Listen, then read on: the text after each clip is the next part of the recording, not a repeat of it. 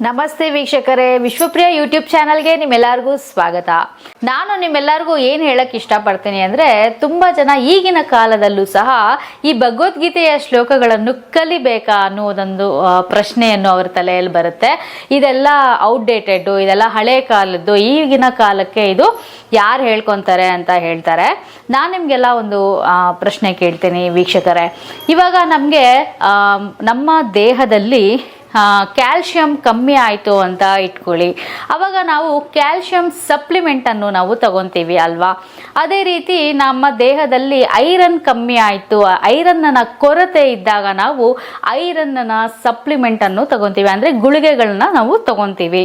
ನಮ್ಮ ದೇಹದಲ್ಲಿ ಯಾವುದಾದ್ರೂ ಒಂದು ವಿಟಮಿನ್ ಸಿ ಇರ್ಬೋದು, ವಿಟಮಿನ್ ಡಿ ಇರ್ಬೋದು, ಅಥವಾ ಐರನ್, ಕ್ಯಾಲ್ಶಿಯಂ ಯಾವುದಾದ್ರೂ ಒಂದು ಕೊರತೆ ಇದ್ದಾಗ ಅದರ ಸಪ್ಲಿಮೆಂಟನ್ನು ನಾವು ತಗೊಳ್ಳುವುದನ್ನು ನೀವು ನೋಡಿದ್ದೀರಾ.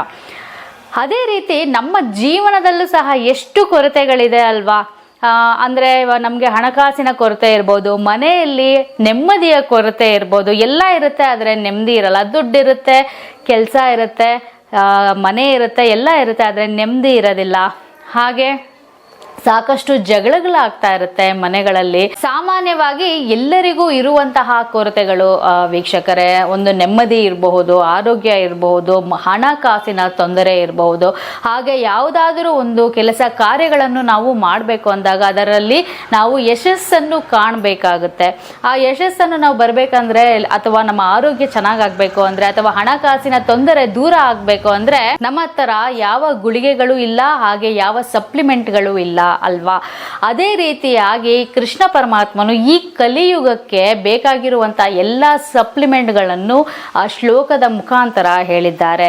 ಯಾಕೆ ಈ ಭಗವದ್ಗೀತೆ ಶ್ಲೋಕಗಳು ಅಷ್ಟು ಪವರ್ಫುಲ್ ಅಂತ ಹೇಳಿದ್ರೆ, ಸಾಕ್ಷಾತ್ ಕೃಷ್ಣ ಪರಮಾತ್ಮನ ಬಾಯಿಯಿಂದನೇ ಹೊರಟಂತಹ ಈ ಒಂದು ಶ್ಲೋಕಗಳು ಅಲ್ವಾ. ದೇವರೇ ಈ ಒಂದು ಶ್ಲೋಕಗಳನ್ನು ಹೇಳಿ ನಮಗೆ ಕೊಟ್ಟಿದ್ದಾರೆ ಅಂದಮೇಲೆ ಇದು ಸಾಕಷ್ಟು ಪವರ್ಫುಲ್ ಶ್ಲೋಕಗಳು ವೀಕ್ಷಕರೇ.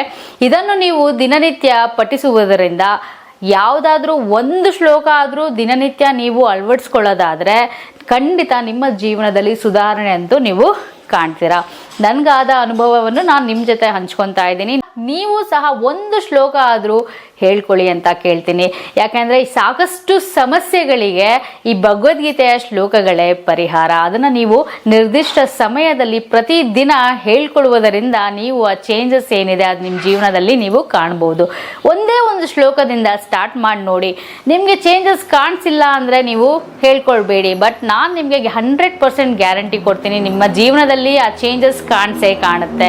100% ನಿಮ್ಮ ಜೀವನದಲ್ಲಿ ಆ ಒಂದು ಬದಲಾವಣೆ ಏನಿದೆ ಅದು ನೀವು ಕಾಣ್ತೀರಾ.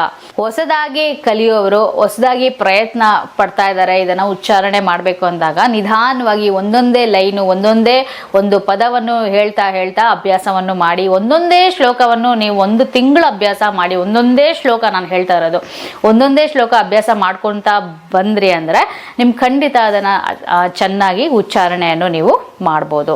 ನಿಮಗೆ ಯಾವುದಾದ್ರೂ ಪುಸ್ತಕ ಅನುಕೂಲವಾಗುವಂತಹ ಪುಸ್ತಕವನ್ನು ನೀವು ತಗೊಂಡು ಈ ಒಂದು ಶ್ಲೋಕಗಳನ್ನು ಪಠನೆ ಮಾಡ್ಬೋದು ವೀಕ್ಷಕರೇ. ಇವಾಗ 25, 26, 27ನೇ ಶ್ಲೋಕವನ್ನು ನೋಡೋಣ. 25ನೇ ಶ್ಲೋಕ. ಭೀಷ್ಮ ದ್ರೋಣ ಪ್ರಮುಖತಃ, ಭೀಷ್ಮ ದ್ರೋಣ ಪ್ರಮುಖತಃ, ಸರ್ವೇಷಾಂ ಚ ಮಹೀಕ್ಷಿತಾಂ, ಸರ್ವೇಷಾಂ ಚ ಮಹೀಕ್ಷಿತಾಂ. ಉವಾಚ ಪಾರ್ಥ ಪಶ್ಚೈತಾನ್, ಉವಾಚ ಪಾರ್ಥ ಪಶ್ಚೈತಾನ್, ಸಮವೇತಾನ್ ಕುರುನಿತಿ, ಸಮವೇತಾನ್ ಕುರುನಿತಿ. ಈಗ 26ನೇ ಶ್ಲೋಕಕ್ಕೆ ಹೋಗೋಣ.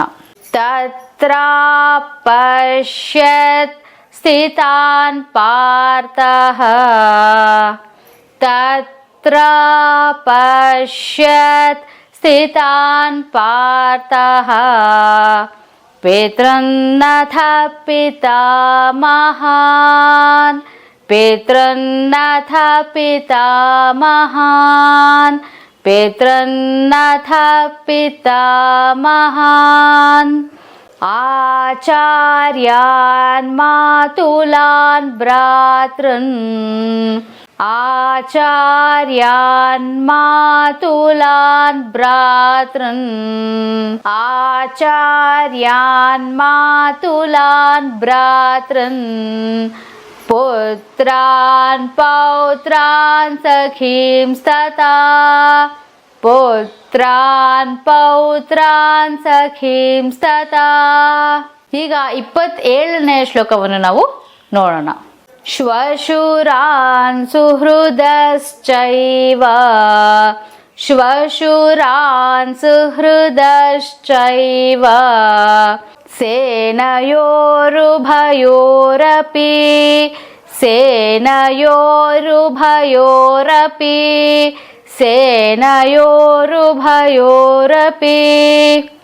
ತಾನ್ ಸಮೀಕ್ಷ್ಯ ಸ ಕೌಂತೆಯ ತಾನ್ ಸಮೀಕ್ಷ್ಯ ಸ ಕೌಂತೆಯ ತಾನ್ ಸಮೀಕ್ಷ್ಯ ಸ ಕೌಂತೆಯ ಸರ್ವಾನ್ ಬಂಧೂನವಸ್ಥಿತಾನ್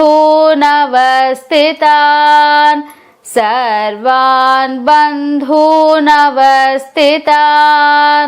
ಈಗ ಪೂರ್ತಿ 25, 26, 27ನೇ ಶ್ಲೋಕ ಹೇಗೆ ಬರುತ್ತೆ ಅಂತ ನಾವು ನೋಡೋಣ.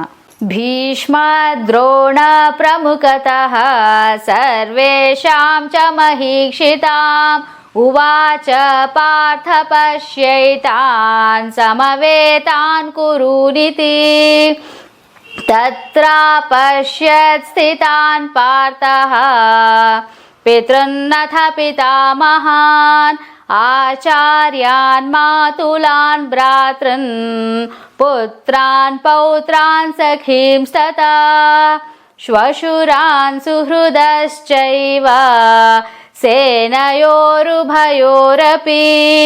ತಾನ್ ಸಮೀಕ್ಷ್ಯ ಸ ಕೌಂತೆಯ ಸರ್ವಾನ್ ಬಂಧೂನವಸ್ಥಿತಾನ್. ವೀಕ್ಷಕರೇ, ಎಲ್ಲರೂ ಈ ಒಂದು ಶ್ಲೋಕಗಳನ್ನು ನೀವೆಲ್ಲರೂ ಕಲಿತೀರಾ ಅಂತ ನಾನು ಅನ್ಕೊಂಡಿದ್ದೀನಿ. ನೀವು ಯಾವ ಶ್ಲೋಕವನ್ನು ನೀವು ಕಲ್ತಿದ್ದೀರಾ ಅಂತ ನಮ್ಮ ಕಮೆಂಟ್ ಬಾಕ್ಸ್ನಲ್ಲಿ ನಮಗೆ ತಿಳಿಸಿ. ಸಿಗೋಣ ಮುಂದಿನ ವಿಡಿಯೋದಲ್ಲಿ. ಅಲ್ಲಿವರೆಗೂ ನಮಸ್ಕಾರ.